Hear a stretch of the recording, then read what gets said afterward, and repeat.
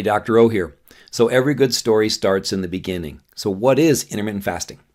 Intermittent fasting is an eating pattern, I will call it, instead of a diet, that cycles between periods of fasting and periods of eating. You have what are called fasting windows and you have eating windows.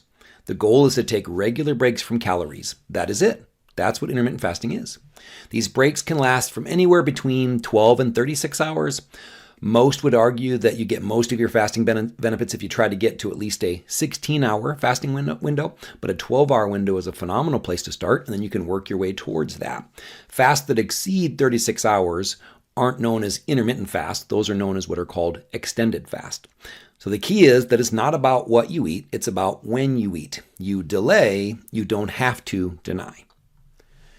Intermittent fast doesn't even have to be a 0-calorie fast. Now, fasting purists don't believe this and would argue that against that. But we're here to focus on weight loss. We aren't here to get good at fasting. We're here to get good at losing weight, especially in the beginning. So some protocols like modified or hybrid alternate day fasting protocols and the 5-2 protocol allow you to eat up to 25% of your calories on a fasting day. Again, you don't have to call it fasting. You can call that a fasting mimicking diet if you want. You can call it calorie restriction, but that's what it is. This is really good news, though, especially for people that want to try longer fasts, 24 to 36-hour fasts, but they have to take medication. So you can still fast just in your own way. I will cover the 3 types of intermittent fasting in the next video, in the next lesson. This would be clean fasts, dirty fasts, and calorie restriction fasts, or what you call fasting mimicking diets. So don't worry about that yet, but we will cover that really soon. Other protocols are practiced on a daily basis. So I've been talking about fasts that last 24 to 36 hours so far.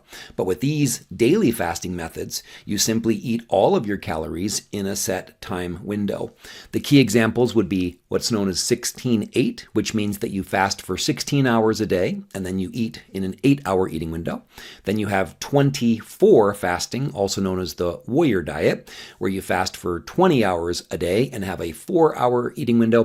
And then you have OMAD, which stands for 1 meal a day, where basically you would eat a meal, or you'd fast for 22 or 23 hours and then have a 1 or 2-hour eating window. So lots of different ways to fast.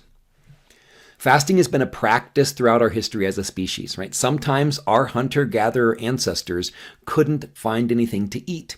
As a result, humans adapted to be able to function without food for extended periods of time. This is why we have fat in the first place. In that picture, that's a 5-pound blob of fat. That's why we have fat in the first place. So you could make an argument, I do make the argument that fasting from time to time is actually more natural than eating 3 meals a day or 3 meals and three snacks a day to stoke your metabolism. There's nothing natural about constantly eating because our ancestors would not have done that. They would have had periods where they didn't have food. Fasting is also done for religious or spiritual reasons. So there's biological reasons that fasting works with our bodies, but there's also religious or spiritual reasons to fast. Everything from Ramadan to Lent, right? Every major religion incorporates fasting in some way. Fasting, in the end, is a powerful tool, right? But a tool is only as good as the person that knows how to use it. So fasting isn't magic, but it is a great way for most people to get in a calorie deficit, lose weight as quickly and easily as possible, and then keep that weight off.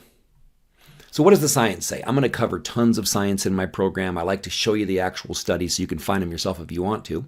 So this study, scientific evidence of diets for weight loss, different macronutrient composition, intermittent fasting, and popular diets. So what does this say? Let me take a sip quick.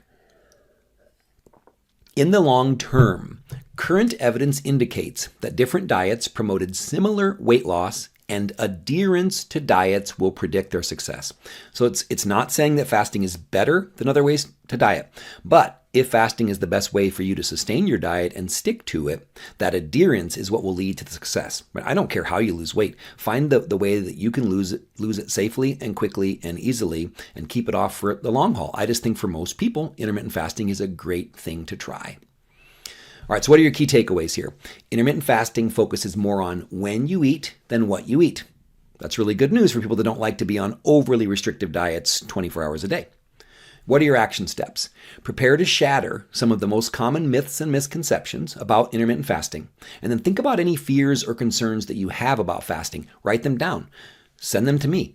Reach out to me. I want to help you with these fears so you can be confident that intermittent fasting is at least something that you should try and see how it works for you.